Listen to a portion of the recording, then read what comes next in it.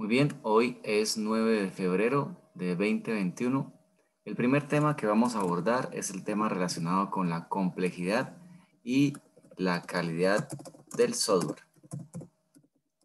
Pero para poder continuar con este tema, primero tenemos que acuñar los tres términos. En esencia, las tres preguntas, ¿qué es software? ¿Qué es calidad de software? Y ¿qué indicaría el concepto de la complejidad? ¿De acuerdo? Esas serían las tres preguntas a abordar para poder desarrollar este tema. Entonces vamos con el primer tema. Muy bien, alrededor del concepto de la complejidad, algunos estudiantes han aportado ciertas nociones de complejidad, como la dificultad para entender. Otra noción, abro comillas, a mi parecer la complejidad es como las múltiples acciones que hace el algoritmo para ejecutarse o el problema que resuelve el sistema y la manera en que está programado. Luego, otra noción, un sistema compuesto por varios aspectos o ítems, lo cual hace difícil su comprensión. Al respecto de estas nociones, la última es la que está más encaminada a discernir la complejidad como un concepto inherente de los sistemas en general. Recordemos que sistema es todo lo que existe, excepto la nada. El universo es un sistema y las partículas elementales de la física o de la naturaleza también son sistemas. Todos son sistemas, desde un gato, una guitarra, una roca, una persona, absolutamente todo lo que existe en el universo es un sistema, incluido el universo mismo. Ahora, si existen más universos, también ellos serán sistemas. Lo único que se escapa a la definición de sistema es la nada, porque la nada no tiene complejidad, la nada, nada es. Entonces vamos a desarrollar el concepto de complejidad para ver cómo podemos acuñarlo y luego aplicarlo a lo que sería el software como tal. Entonces, la noción de la complejidad se puede discernir a partir de tres perspectivas. Primero, un sistema es complejo porque tiene una cantidad de elementos. Ahora, es más complejo que otro porque su cantidad de elementos o ítems o componentes o subsistemas que lo integran es mayor que el de otro. Entonces, desde esa perspectiva es más complejo que uno que tenga menos componentes. Por ejemplo, si estamos hablando de una pareja que está bailando, es más sencillo armar una coreografía para ellos dos que armar una coreografía para 20 personas, porque el número de elementos plantea un mayor grado de complejidad. Por otra parte, tenemos que también el número de interacciones entre componentes o subsistemas. Esta corresponde a la noción de sinergia de los sistemas, donde el todo es mucho más que la suma de las partes. ¿De acuerdo? Entonces, cuando nosotros, por ejemplo, yo aquí tengo al lado una guitarra y si pulso una cuerda de la guitarra al aire, suena bastante simple, ¿cierto? Ahora, si pulso dos cuerdas, bueno, ya hay una sinergia entre las dos. Si pulso tres cuerdas, va aumentando la sinergia hasta que finalmente, por ejemplo, podría armonizar una sinergia entre seis cuerdas y lograr un efecto de acorde. Entonces, la sinergia es la potencia de los sistemas, pero entre más sinergia o entre más sinergicen o interactúen los componentes de un sistema, tanto más complejo es el sistema. Entonces, la sinergia es mucho más que la suma de las simples partes. Por ejemplo, aquí yo tengo una sinergia entre medios didácticos, la computadora, una lámpara que tengo aquí, 2 pantallas para poder realizar una clase decente para estudiantes que esperan y aspiran que su profesor les entregue un nivel universitario de una universidad con prestigio en ingeniería de sistemas. O sea, que se sienta la universidad y incluso a través de estos medios virtuales que a veces pueden llegar a opacar la cátedra de un docente, el cual no puede mostrarse en todo su esplendor.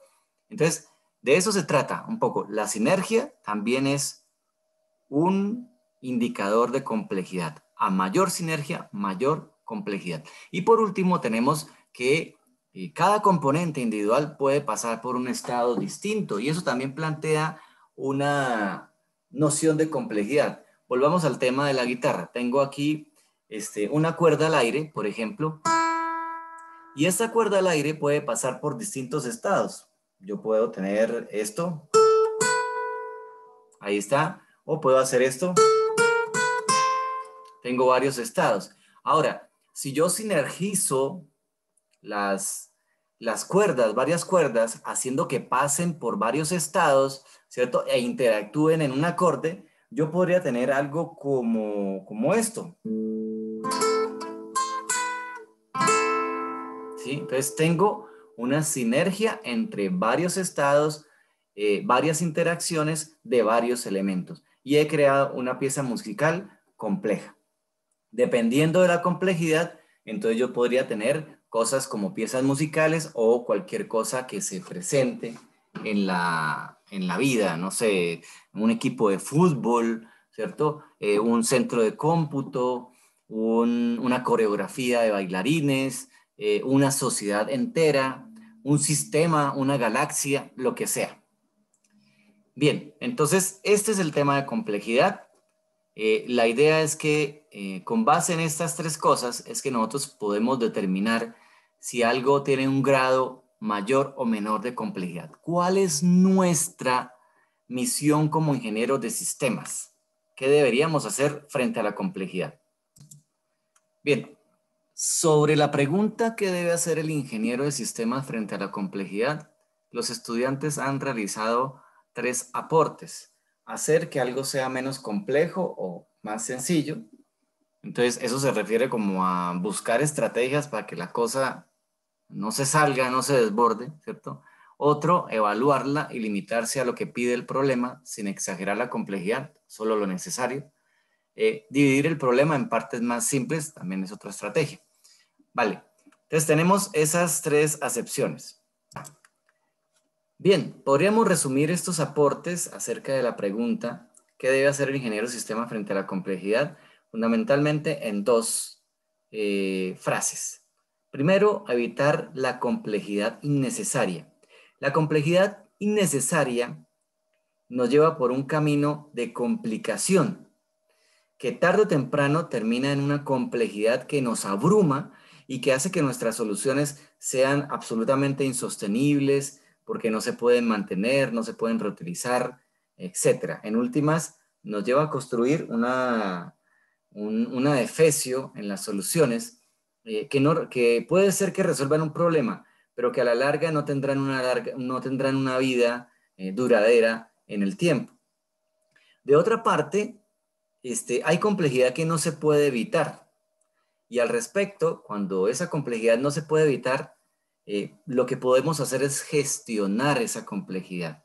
Tenemos que ser capaces de, con buenas prácticas, mantener dentro de límites aceptables la complejidad de la cual no nos podemos deshacer. Bien, pasemos entonces ahora a desarrollar el concepto de software. ¿Qué es el software para los estudiantes y cuál es la definición formal de software? Bien, para poder acuñar el término de software tenemos 3 perspectivas. Primero, el software son programas, el software son estructuras de datos y finalmente el software es documentación. Desarrollemos cada una.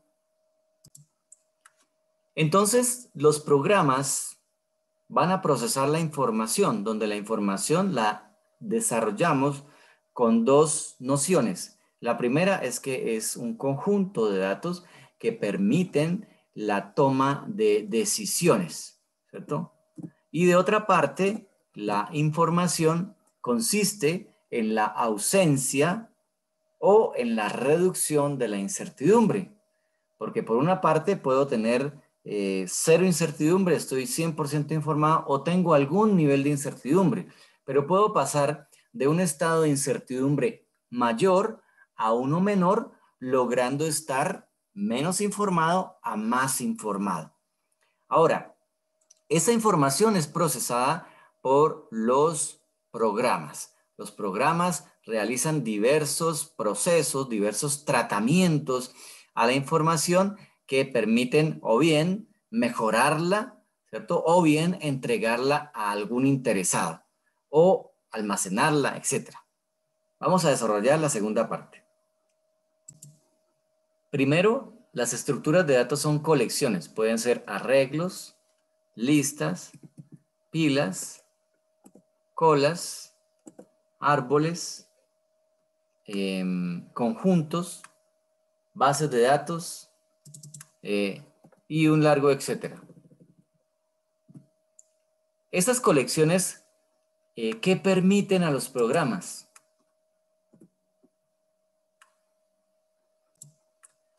Entonces, las estructuras de datos, ¿qué van a hacer? Permitir a los programas organizar, almacenar, insertar, extraer, buscar y modificar la información. Bien, entonces, esto es la segunda parte de la definición de software. Ahora vamos a la tercera. La documentación. ¿Documentación sobre qué y por qué es importante la documentación? Normalmente la documentación es lo último que apenas se hace cuando nosotros estamos desarrollando. Estamos muy interesados por el código, las interfaces, pero muy pocos están interesados por documentar lo que hicieron. La documentación son los planos de arquitectura, de operación, de uso, de mantenimiento que tiene un sistema software o en general cualquier sistema y que permiten que se pueda mantener ese sistema. Vale, entonces con estos tres perspectivas, nosotros ya tenemos una idea de lo que es el software como tal. Entonces ya vemos que hay unas responsabilidades del ingeniero de sistemas al realizar software, porque el software tiene varias nociones que pueden llevarnos, si no se cuida, rápidamente a una situación de alta complejidad. Por esa razón, la construcción de software y de software industrial ocurre en equipos de desarrollo. Muchas personas construyendo software complejo, pero con buenas prácticas donde la complejidad está gestionada. Ahora vamos a hablar del concepto de calidad. Hablemos primero de calidad solo y luego ya entenderemos qué es para software. ¿Qué es la calidad? En esencia, la calidad tiene que ver con la satisfacción de los requerimientos del cliente. El cliente tiene una perspectiva de necesidad apremiante para resolver un problema. Esa perspectiva tiene que decantarse en una declaración formal de requerimientos. Los requerimientos son los debe del sistema. El sistema debe satisfacer, el sistema debe hacer, el sistema debe cumplir. Son los contratos del sistema. Si el sistema cumple estos debes, se puede afirmar que el sistema tiene calidad. Es un poco erróneo decir que existe alta calidad o baja calidad. Lo que se puede afirmar es que existe calidad o definitivamente no existe la calidad. De nada te sirve tener unos neumáticos Bridgestone finísimos, donde cada neumático cuesta, 500,000 pesos, si todos están desinflados. No irás a ninguna parte con ese vehículo. Entonces, la calidad es o no. Y es el cliente quien puede, bueno, a veces la gente no sabe lo que quiere. Y dicen por allí, la gente no sabe lo que quiere y está dispuesta a atravesar el infierno para conseguirlo. Es el equipo de software, en este caso, quien debe tratar de dilucidar lo que el cliente quiere y colocarlo en unas declaraciones que luego se colocarán o se escribirán en un contrato que expresa claramente lo que el sistema debería cumplir. Si el sistema lo cumple, el sistema tiene calidad. Si el sistema no lo cumple, hay ausencia de calidad. Así le falte una cosa, porque la calidad, imagínensela, es como una camisa blanca. Cuando tú te pones una camisa blanca y está perfecta, no tiene ninguna mancha, ni ningún puntico, nadie te dice nada. Porque la calidad cuando está presente es invisible. Sin embargo, se percibe es la ausencia de la calidad. A esa camisa le ha caído un puntico de barro o de tierra y la gente lo nota inmediatamente. ¿Qué notaron? ¿La calidad? No, nunca la vieron cuando estuvo presente. Notan su ausencia. ¿De acuerdo? Entonces, en esencia, es la satisfacción de los requerimientos del cliente y solo es percibida por su ausencia. Miren cómo este título, Complejidad y Calidad de Software, fue desarrollado de esta manera. Aquí tenemos ya un buen derrotero de términos acuñados y bien fundamentados acerca de lo que significa la complejidad y la calidad del software mismo. Con esto hemos dado cumplimiento al tema 1 del curso. Por su atención, muchas gracias. La complejidad, una vez desarrollada como concepto, y también la calidad del software, vamos a ver qué podemos hacer con esto que hemos conceptuado y hemos fundamentado hasta el momento. Con la complejidad no tenemos otra alternativa que gestionarla. Si es posible, la reducimos. Si es posible, la simplificamos, dejando fuera toda complejidad que sea innecesaria, como lo habíamos mencionado anteriormente. Pero hay complejidad que no se puede evitar. Y como no se puede evitar, tenemos que manejarla. Entonces, existen distintos paradigmas de programación que han intentado lidiar con el problema de la complejidad en los sistemas, específicamente de los sistemas software. Tenemos la programación no estructurada, la programación procedimental, programación modular, la que nos ocupa en este curso, la programación orientada a objetos, programación genéricas, tipos abstractos de datos, etc. En esencia, bueno, y hay muchas más estrategias, en esencia existen distintos paradigmas de programación que nos van a abordar una forma diferente de resolver problemas. Vamos a hablar de dos, para no alejarnos demasiado del tema, que ya les voy a mostrar en programación cómo resolver, por ejemplo, el problema de un menú en programación estructurada.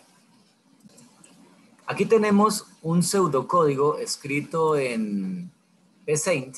Como recordaremos, Psaint es una herramienta para escribir pseudocódigo que se interpreta y que de alguna manera produce un cierto resultado de programa. Aquí estamos visualizando el resultado que tiene la ejecución o la interpretación de este pseudocódigo directamente en una consola. Es una aplicación de calculadora y que se ha codificado en un lenguaje procedimental o estructurado, o en un pseudo lenguaje, porque en realidad esto no es un lenguaje de programación, un pseudo lenguaje que intenta gestionar la complejidad. Aquí ya tiene buenas prácticas. En este código tenemos funciones, divide y vencerá, sería el principio. Las funciones ponen en práctica el principio de la modularidad o la división de tareas como tal. Y esta modularidad y división de tareas nos permite una aproximación a la gestión de la complejidad. Otras técnicas de gestión de la complejidad tienen que ver con que unas funciones invocan a otras funciones de más bajo nivel. A eso se le llama diseño descendente. Otra gestión de complejidad es que unas funciones utilizan a otras funciones como argumentos de sí mismas. Entonces eso es técnicas inline o en la línea para que se acepte el llamado de una función como argumento de otra función que a su vez está siendo llamada por otra función. Entonces tenemos distintas técnicas de gestión de la complejidad para llevar a cabo una solución que sea sencilla, que sea elegante y que sea funcional al mismo tiempo. Por ejemplo, otra cuestión de gestión de la complejidad puede ser el paso de parámetros por referencia para distintos procedimientos que manipulan una misma estructura de datos, como en este caso sería un vector, ¿cierto? Un vector de cadenas. El resumen o la expresión de funciones usando técnicas de pseudocódigo, es decir, prácticamente que las funciones de alto nivel se expresan en lenguaje natural, en la mayoría de los casos, como esto que están viendo aquí, y entre más alto sea el nivel de una función, la función se va haciendo más sencilla hasta que llegamos a la función principal, que es el algoritmo, donde su codificación se expresa en la máxima sencillez. Es decir, iterar menú y eso arranca todo. Entonces, aquí tenemos una técnica de gestión de la complejidad. En objetos veremos técnicas más avanzadas para hacer que el mismo algoritmo no solamente sirva para una aplicación de calculadora, sino sirva para cualquier aplicación. Que se exprese en menos líneas de código, que sea más eficiente, que sea más fácil de mantener, más fácil de reutilizar. En esencia, una aplicación o una solución mucho menos compleja como tal. Entonces, para eso tenemos que abordar al modelo orientado a objetos. El modelo orientado a objetos comenzó en los años 80 aproximadamente y plantea una solución a problemas que se venían presentando ya en el paradigma anterior, el estructurado, con los lenguajes procedimentales y donde estos lenguajes intentaban resolver sistemas grandes, pero la complejidad había crecido tanto que ya se necesitaba no un nuevo lenguaje, sino toda una forma nueva, innovadora, distinta, en otro nivel de pensar la programación misma. Y a eso se le llama paradigma, ¿cierto? Entonces el paradigma plantea una nueva forma o una perspectiva, una percepción distinta de un problema o del mundo o de las cosas en el mundo. Todos nosotros tenemos perspectivas, tenemos paradigmas que en una forma o en otra nos permiten percibir la realidad. Por ejemplo, con todo el respeto que merecen los hinchas del fútbol, su perspectiva o su paradigma, en el caso del reciente diciembre, los llevó a salir a las calles para celebrar que su equipo quedó campeón, ignorando, por ejemplo, el peligro de la pandemia. Pero desde su perspectiva es entendible su actuar en el sentido de que si yo pienso como un hincha de fútbol, solamente veo ese pedazo de la realidad, alejándome de una visión integrada de la realidad y deformando la percepción que tengo sobre la misma y haciéndome actuar de una manera que es incomprensible para otras personas, por ejemplo los médicos, ¿cierto? Que pensarían, por Dios, estamos aquí quemándonos día y noche y a la gente no le importa, ¿cierto? Salen a celebrar, por ejemplo, un partido de fútbol. Entonces, cada persona tiene un paradigma. Entonces, ¿qué tenemos que hacer nosotros como ingenieros de sistemas? Tenemos que tener una visión amplia e integrada de la realidad. Entre más nos acerquemos a ese ideal, nuestro paradigma va a ser más elevado eh, que los de otras personas de a pie. Entonces, no sé si a ustedes les ha pasado, pero con el tiempo adquirimos un nivel mayor de perspectiva. Por ejemplo, hoy tienes a una pareja. Esa pareja, no sé, te queda mal, te hiere y sufres un desengaño. Hoy estás resintiendo ese desengaño. En el futuro vas a agradecer que esa persona te haya fallado porque gracias a que esa persona falló y esa relación terminó, encontraste a una persona que hoy te hace feliz. Entonces, cambiaste tu paradigma, ¿cierto? Pero eso ocurre con el tiempo. Otros catalizadores de cambio de paradigma puede ser la vejez, a medida que uno avanza en años, tiene una perspectiva más madura de la realidad. La muerte también, o su inminencia, también te hace cambiar el paradigma. Cosas que antes eran tan importantes, con la inminencia de la muerte ya no son tanto. O la enfermedad también te permite eso. O la meditación, ¿qué es lo que están haciendo ustedes aquí? Ustedes están meditando sobre la ingeniería de sistemas, específicamente sobre el paradigma orientado a objetos y están cambiando la perspectiva. ¿Ya se dieron cuenta que estas clases son tan diferentes a las clases de introducción a la informática? Espero que hayan caído en cuenta. El nivel es distintísimo. Y si este es el nivel en objetos relacionado con el nivel de introducción a la informática, ¿cómo será el nivel en estructura de datos 1 o en asignaturas más tardías del programa de Ingeniería de Sistemas? Bueno, esa transformación la van a ver ustedes hasta que lleguen a un estado en el cual ya se encuentran sus profesores. Ya han tenido experiencia y tiempo para cambiar su paradigma. Entonces, en la programación también ocurre lo mismo. Han evolucionado paradigmas para hablar de distintos elementos. Muy bien. Vamos a hablar entonces de los conceptos de abstracción, encapsulamiento, modularidad, jerarquía y polimorfismo. Voy a desarrollarlo. La abstracción es una expresión de la realidad, pero ¿cómo se expresa esa realidad? Bueno, primero que todo, planteando los aspectos de interés según el dominio. ¿Qué significa esto?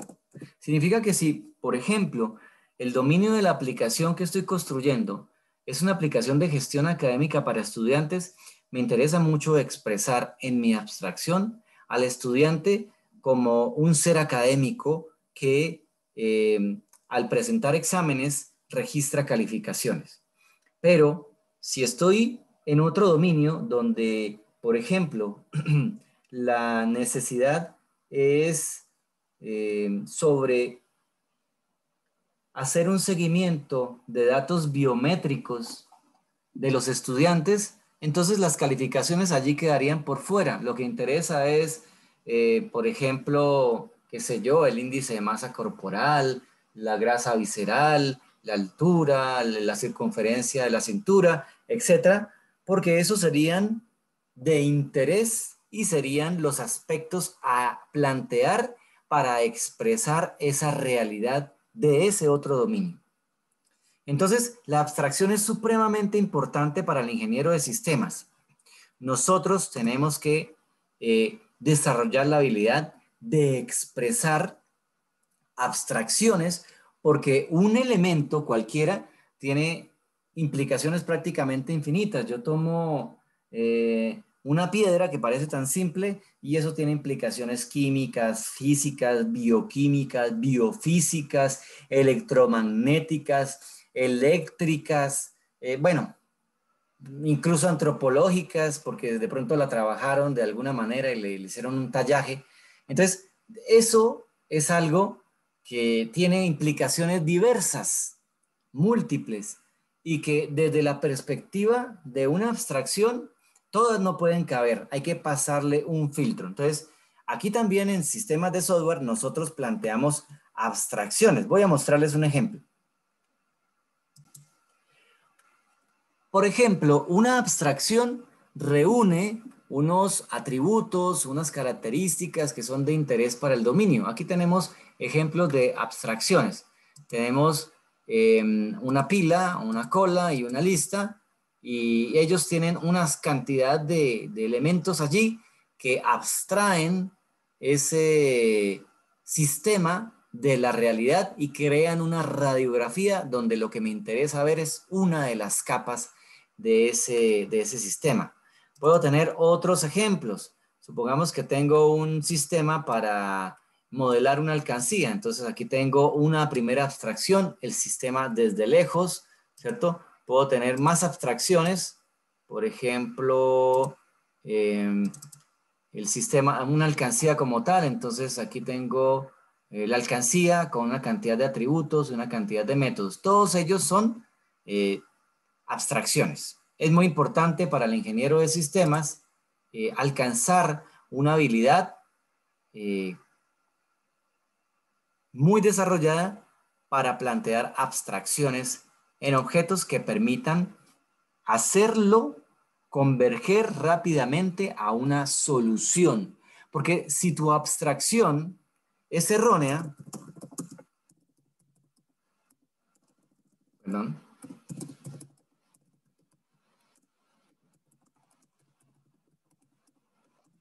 entonces, ¿qué va a pasar? Entonces, la solución también, ¿cierto? Te vas a alejar de la solución y la solución a la cual llegues será una solución también errónea. Entonces, eso pasa con la abstracción. Muy bien. Hasta el momento, entonces hemos cubierto el tema de... un segundo, que se me perdió aquí el...